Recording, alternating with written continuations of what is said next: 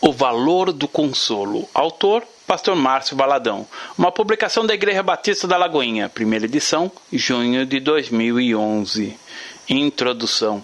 O Senhor tocou em meu coração para compartilhar com você, precioso ouvinte, sobre o tema consolo. Esta palavra, segundo o dicionário Wise, é aliviar a dor, o sofrimento, a aflição de outrem ou a própria, com palavras, recompensas, promessas, etc.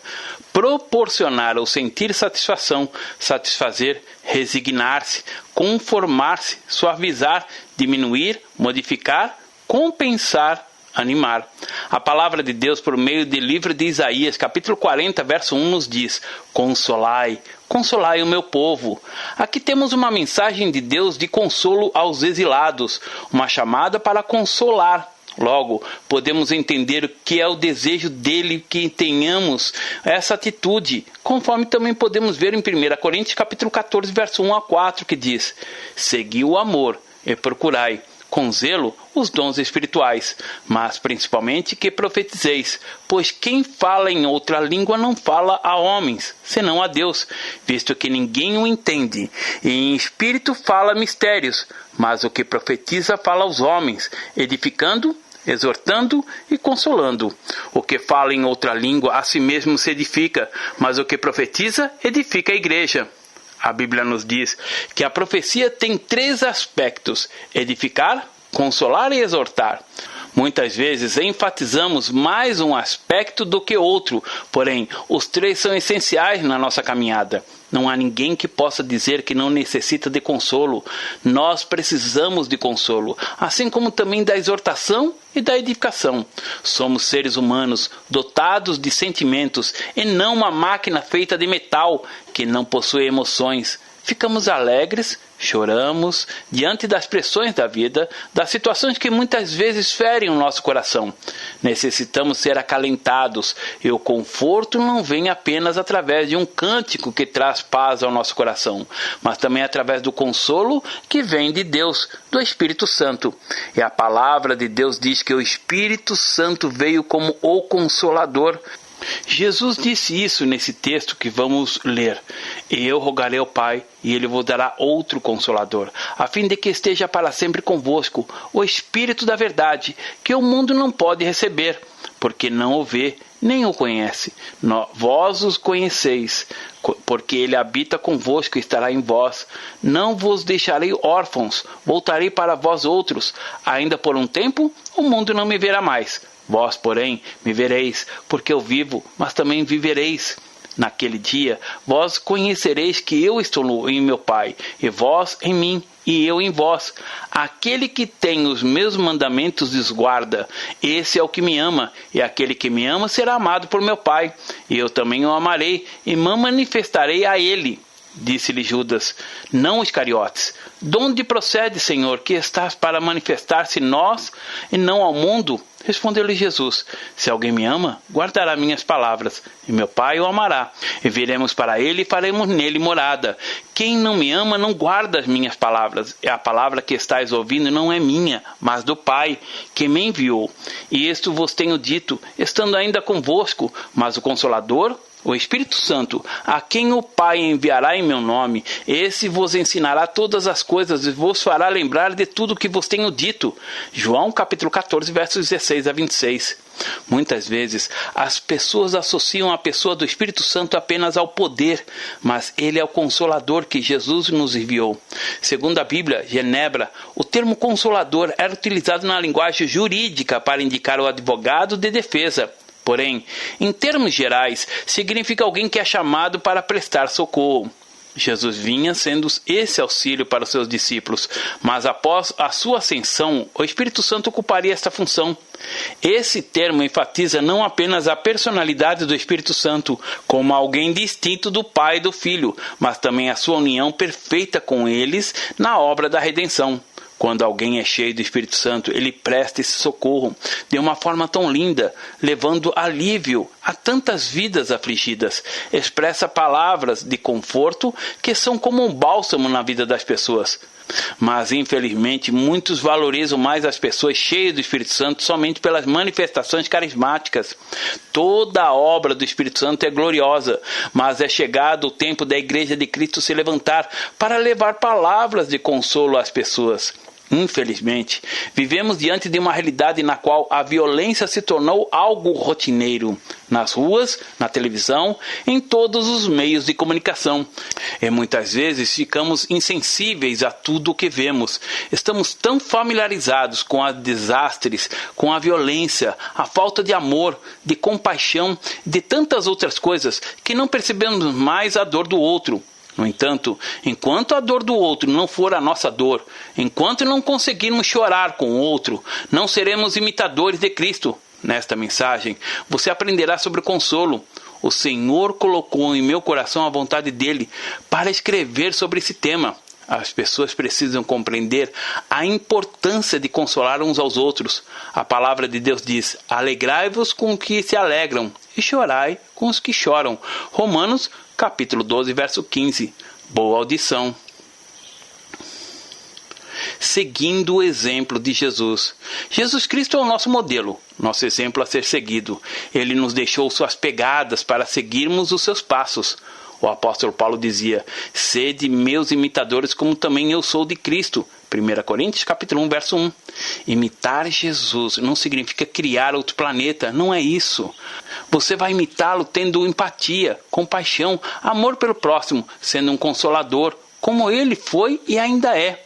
Jesus tocava aquelas pessoas que ninguém queria tocar. Os leprosos eram pessoas discriminadas naquela época, eram segregados, mas Jesus os tocava.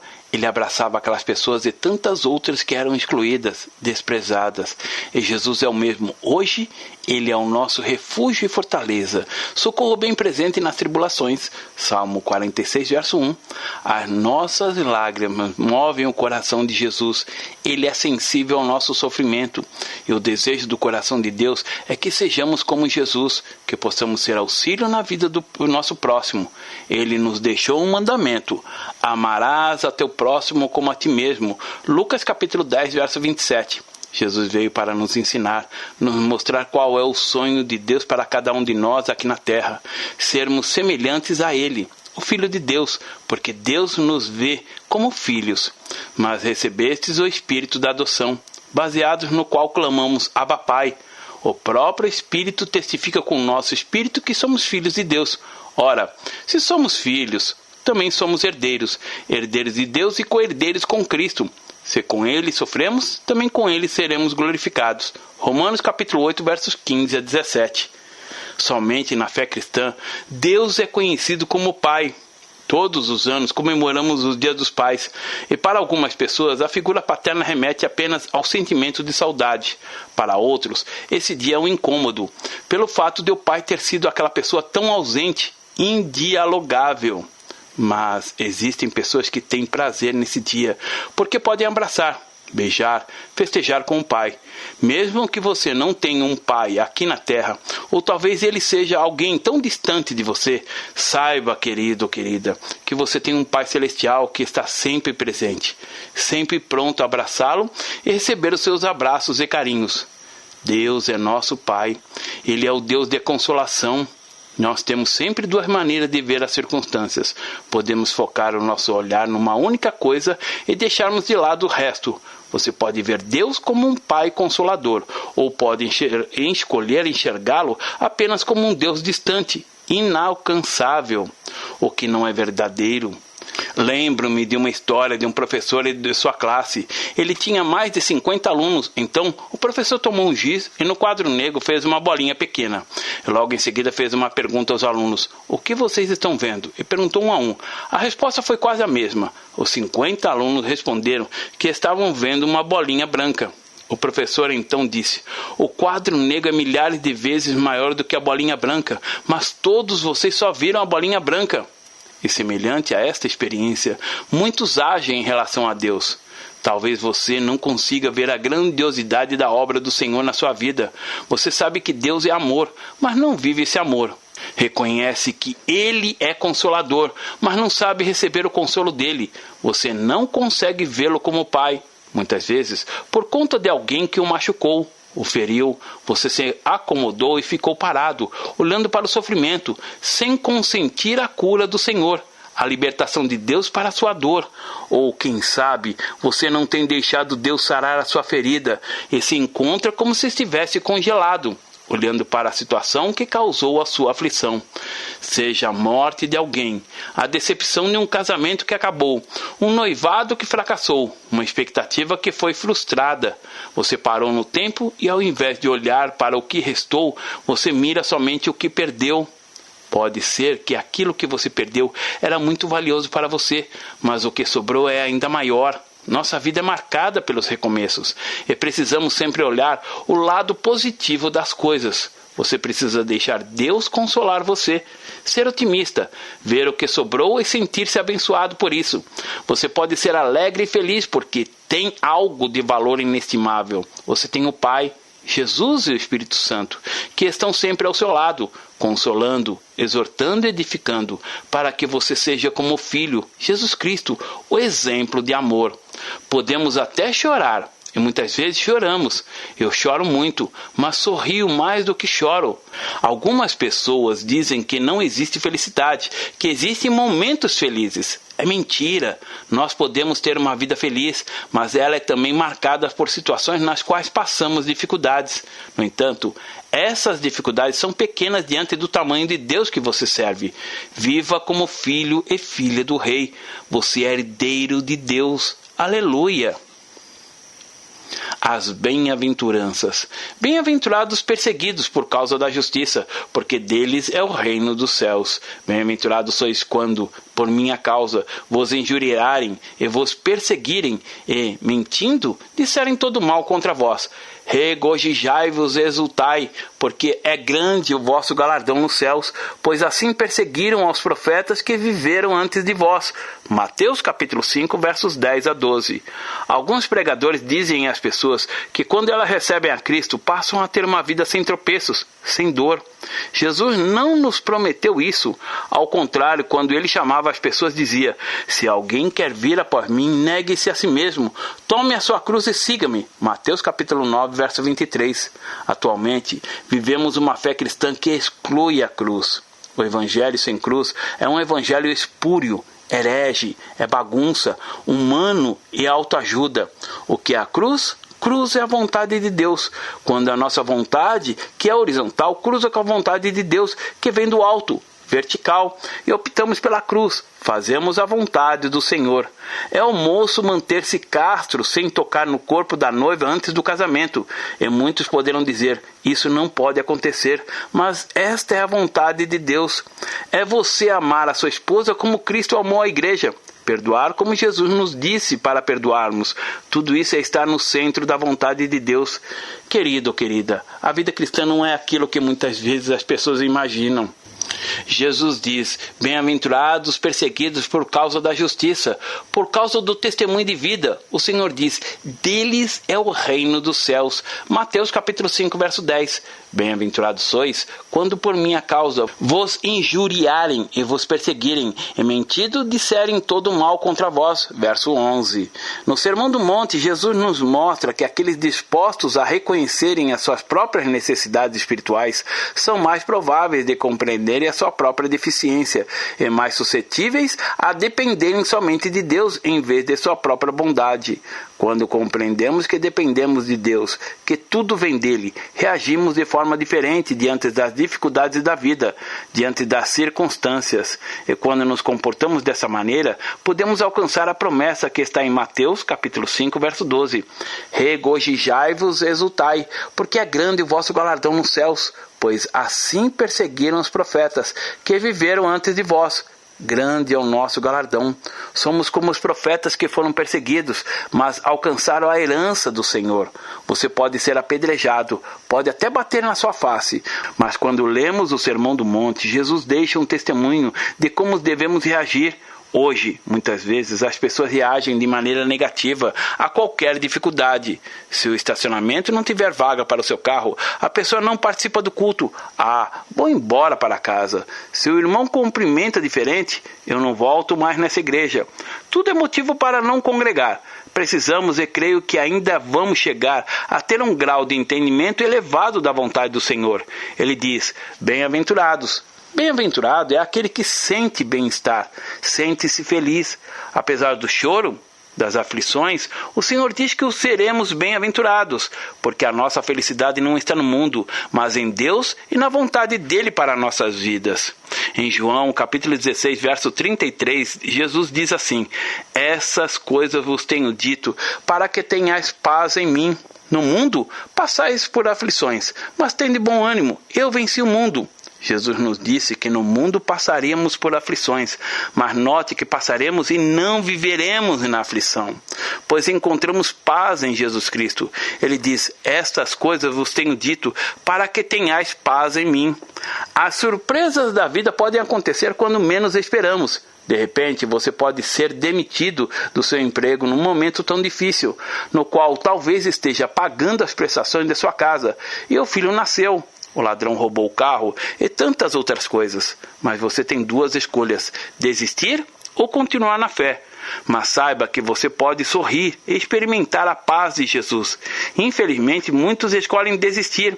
Jesus, porém, nos adverte. Ele não nos engana. Ao contrário, nos diz que teremos aflições sim, mas que elas irão passar, mesmo que pareça devagar, e alcançaremos a vitória em tudo o que nos afligir. Em 2 Coríntios, capítulo 7, verso 4, Paulo diz, muito grande é a minha franqueza para convosco, e muito me glorio por vossa causa. Sinto grandemente confortado e transbordante de júbilo em toda a nossa tribulação. Paulo foi um homem que sofreu muitas tribulações. Ele foi preso injustamente, apanhou a ponto de acharem que ele estava morto. Diz o texto que sobrevieram, porém, judeus de Antioquia e Icônio, instigando as multidões e apedrejando a Paulo, arrastaram-no para fora da cidade, dando-o por morto. Atos capítulo 14, verso 19. Mas apesar das tribulações, das lutas, Paulo estava confiante e glorificava a Deus em meio à luta, pois era confortado pelo Senhor dos Senhores.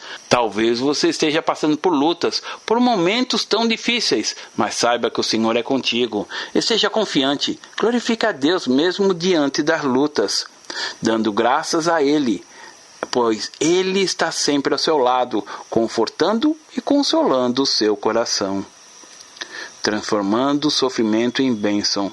A vida cristã não é isenta de aflições e sofrimentos, ao contrário, o cristão é aquele que transforma o sofrimento. Ele sabe como tornar o mal em bem.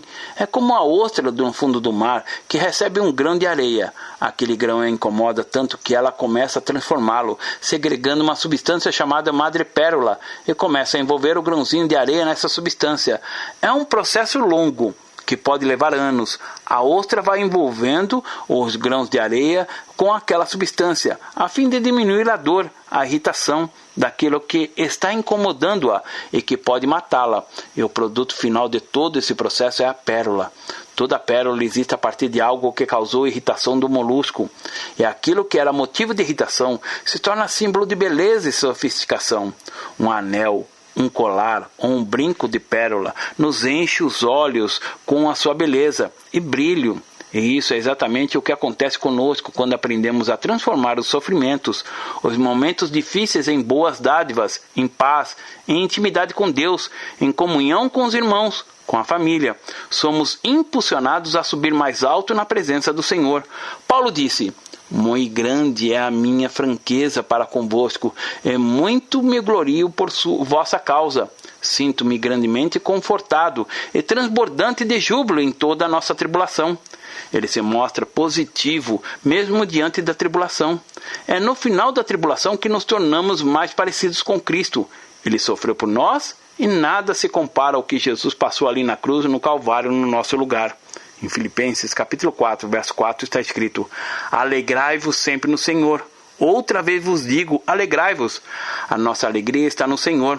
Podemos nos alegrar porque Jesus venceu a morte. Ele está no trono, é soberano e conhece tudo a nosso respeito.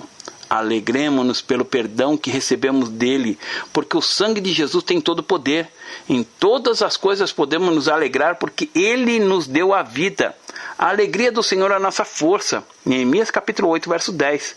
Em 1 Pedro capítulo 4, a partir do versículo 12, diz assim: Amados, não estranheis o fogo ardente que surge no meio de vós, destinado a provar-vos, como se alguma coisa extraordinária vos estivesse acontecendo. Pelo contrário, alegrai-vos na medida em que sois coparticipantes dos sofrimentos de Cristo, para que também, na revelação da sua glória, vos alegreis exultando.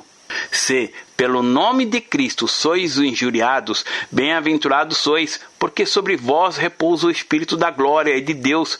Não sofra, porém, nenhum de vós como assassino, um ladrão ou um malfeitor, ou como quem se intromete em negócios de outrem.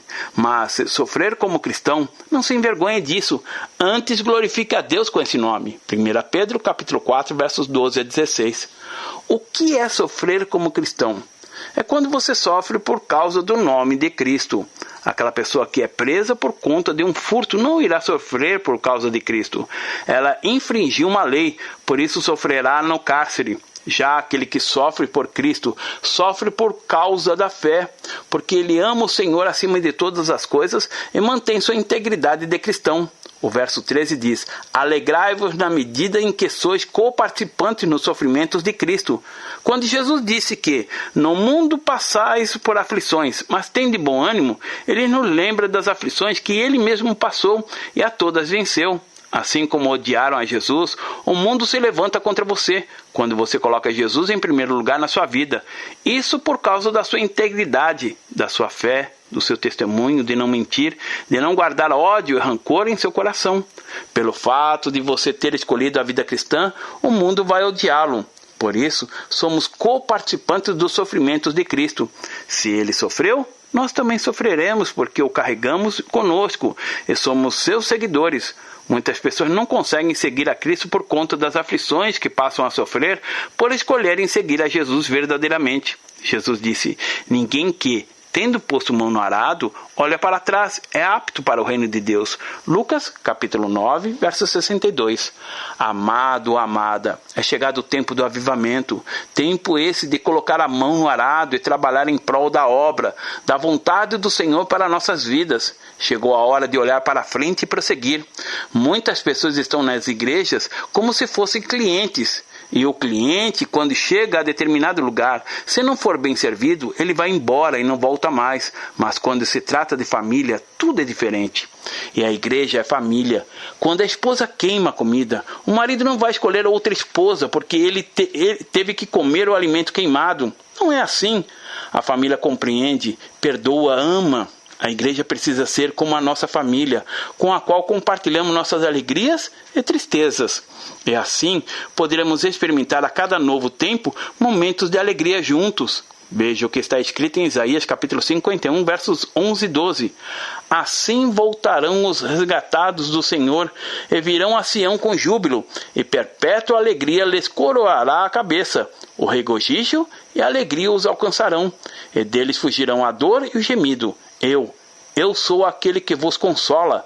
Quem, pois, és tu, para que temas o homem, que é mortal, ou o filho do homem, para que não passa de uma erva? O grande drama é que, muitas vezes, as pessoas desistem diante da tribulação. O povo de Israel estava no cativeiro, mas ali Deus estava fazendo a obra na vida deles.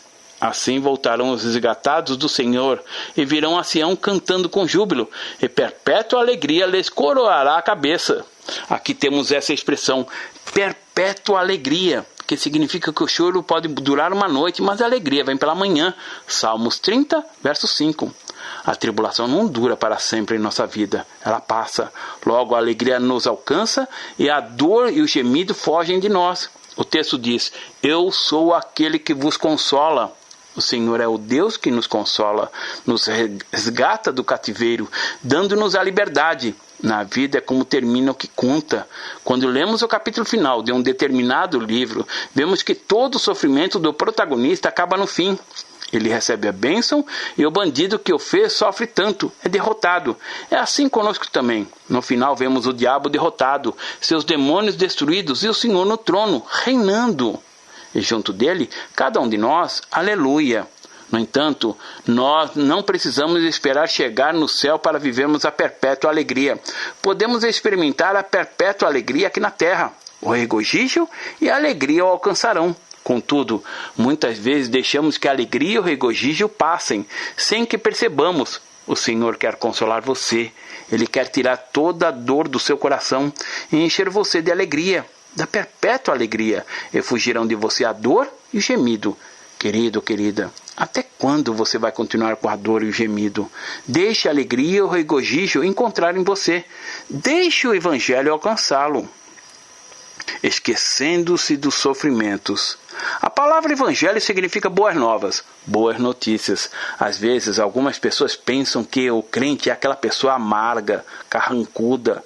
Não é nada disso. Ao contrário, quanto mais gentil, mais carinhoso, mais sorridente, mais semelhante a Cristo ele será. Não podemos deixar que a amargura tome conta de nós. Precisamos admitir que o regozijo e a alegria nos encontrem. Não existe no mundo nenhuma pessoa que diga que já não sentiu tristeza.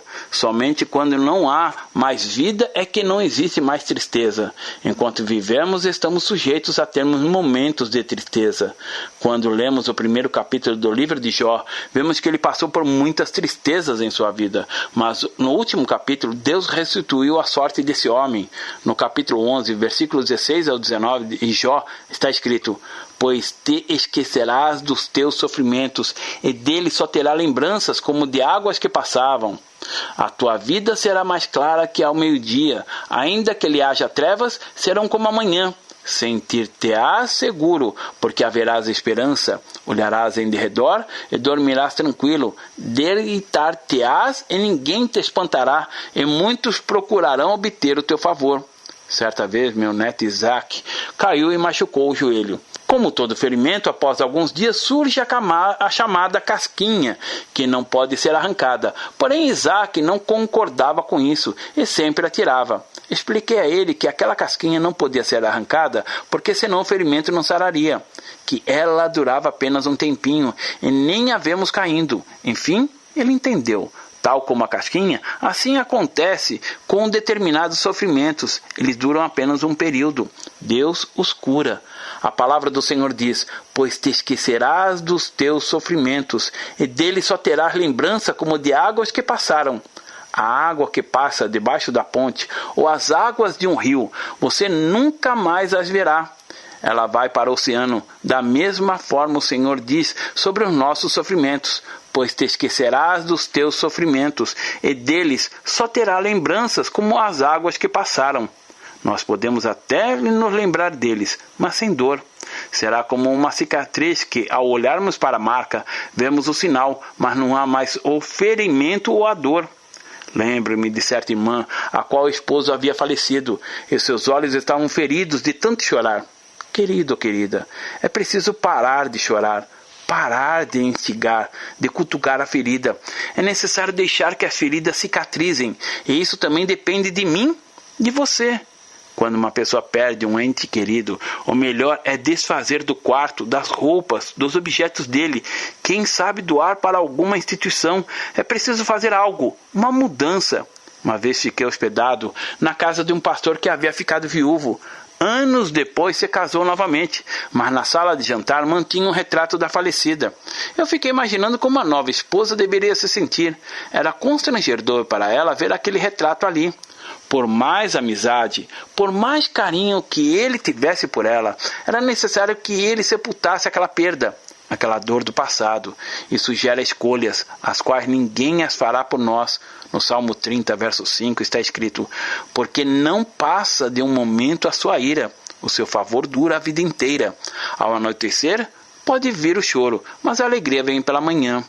Muitas vezes não entendemos a disciplina de Deus, mas há um momento em que nos submetemos à disciplina do Senhor, aos seus mandamentos, porque a sua ira dura por um momento, mas o favor do Senhor dura a vida inteira. Que palavra maravilhosa! O favor do Senhor estará sempre conosco, a vida inteira.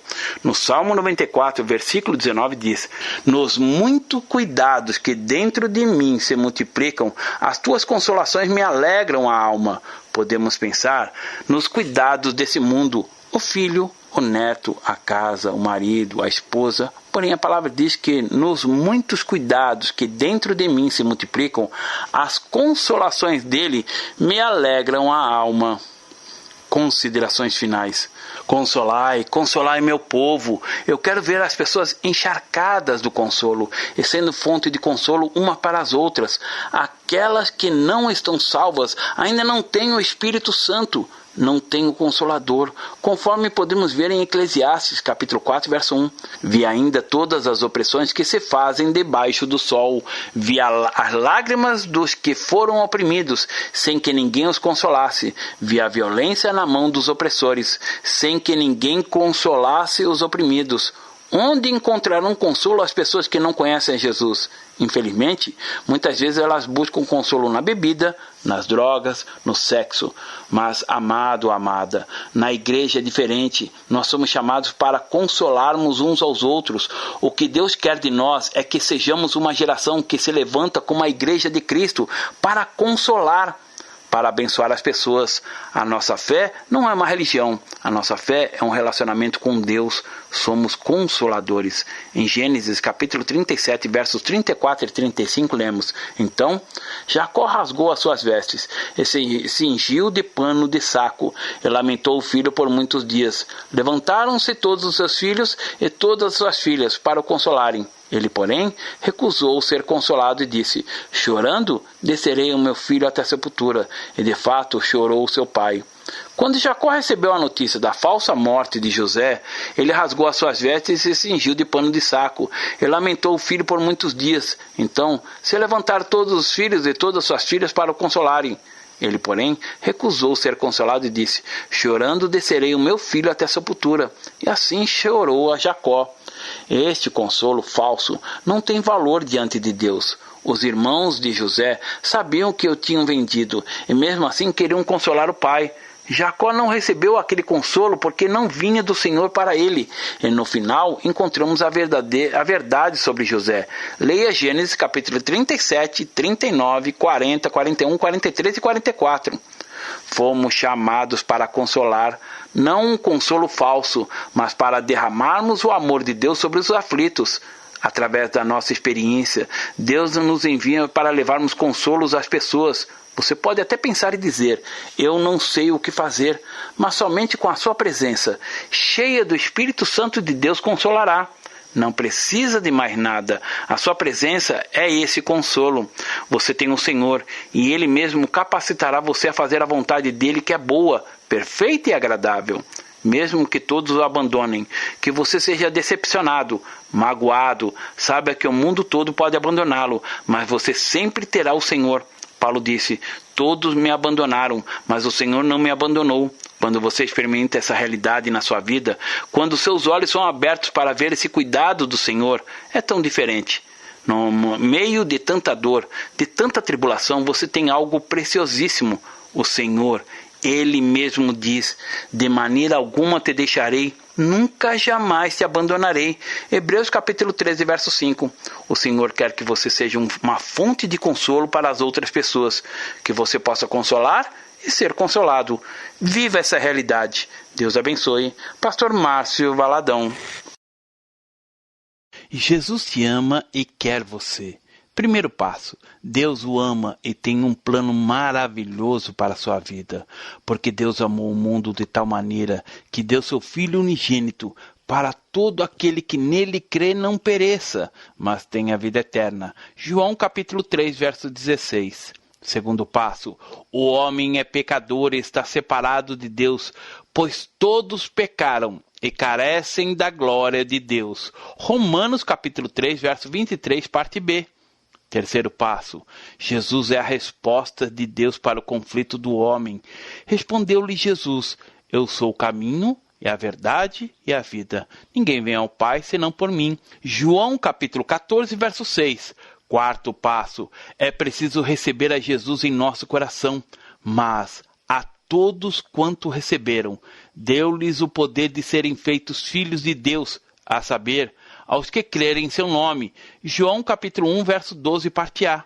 Se com tua boca confessares Jesus como Senhor e, em teu coração, credes que Deus o ressuscitou dentre os mortos, será salvo.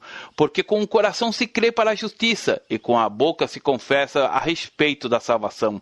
Romanos capítulo 10, verso 9 e 10. Quinto passo.